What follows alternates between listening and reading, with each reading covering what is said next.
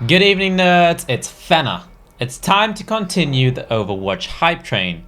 If you don't know what Overwatch is yet, it's a team-based first-person shooter based around objectives, most commonly compared to Team Fortress 2.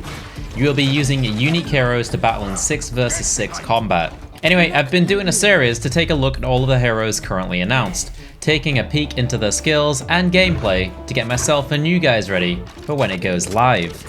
The last episode was about Pharah, but next up, we'll be taking a look at a goddamn ape. Imagination is the essence of discovery. Winston.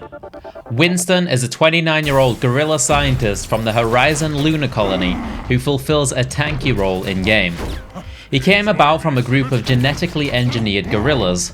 Winston, however, had a much higher brain development speed from the gene therapy in comparison to the other gorillas.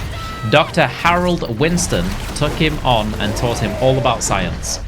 Gorilla Winston was inspired by humanity. The other gorillas in his group led an uprising against everyone else on the lunar colony, killing Dr. Harold Winston, which Gorilla Winston then named himself after.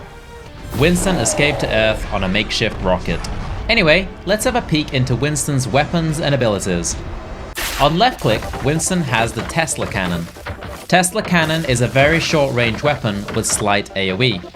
I think cannon makes this sound way more exciting than it is. To me, it looks more like an oversized taser. Either way, this ability does average amounts of damage and lasts for about 6 seconds straight before needing to reload. This is Winston's basic attack and will be used as such. Whenever he is close to an enemy, there won't be much reason to not have the Tesla Cannon going to get some damage in. Jump Pack. On shift, Winston has the Jump Pack. It does exactly what it says on the tin. When pressed, he gets a boost into the air, similar to Pharah. The difference, however, is that when he lands, he deals significant damage and staggers nearby enemies. It has an 8-second cooldown. This ability will be very useful when enemies are grouped up. In fact, letting Winston hit a group of enemies when landing will probably be devastating, as the rest of your team can finish them off when they're staggered, as it also does a lot of damage. Learning the timing and hitting this skill properly will be the key to playing a skillful Winston. His next ability on the E key is the Shield Projector. When used, he drops down a static spherical shield which doesn't allow any projectiles through until killed. It has a 13-second cooldown. Since the cooldown is quite large, Winston players will need to be careful with when they use it. It needs to be in the right location to protect allies and at the right time. Never blow your shield too early in the wrong location. This differs a lot from Reinhardt's shield as he doesn't have to channel it.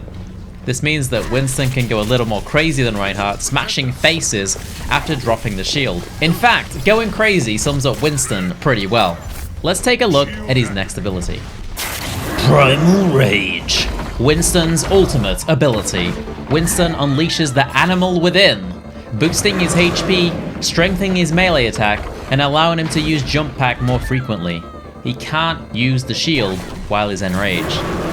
This ability makes me want to play Winston. Once popped, Winston is all about going balls deep and doing as much damage as possible, as fast as possible, until it runs out, and it looks like hella fun.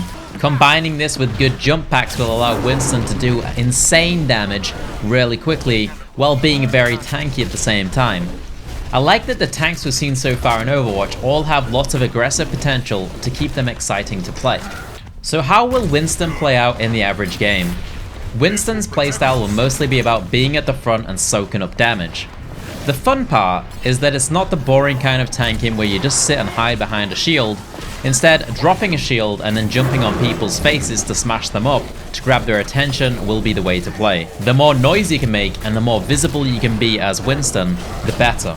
As long as your teammates are backing you up. Whenever your teammates aren't too far behind and there are a group of enemies, diving in as Winston will be the play, especially if his ultimate ability is up.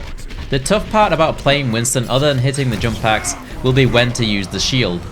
Since you'll want to be the focus of attention for the enemy team, you'll need to find the right moments to pop down the shield on an objective or in an area where it will really aid your teammates. Winston's weakness will be against heroes that have mid to long range capabilities, preferably with high damage and the ability to be off the ground so they don't get leaped on. Pharah comes to mind first. Being able to be in the air and having an okayish range, she'll be able to dodge the melee and jump packs while still dishing out enough damage to Winston's high health pool. Widowmaker comes to mind next. With high damage and long range, Winston probably won't be close to her. He's also a fatty, so it's easy to hit. I see. Soldier 76 may also be good, since his weapons are decent damage at mid-range. However, he might struggle a little bit at staying away from Winston. That does it for this brief look at Winston.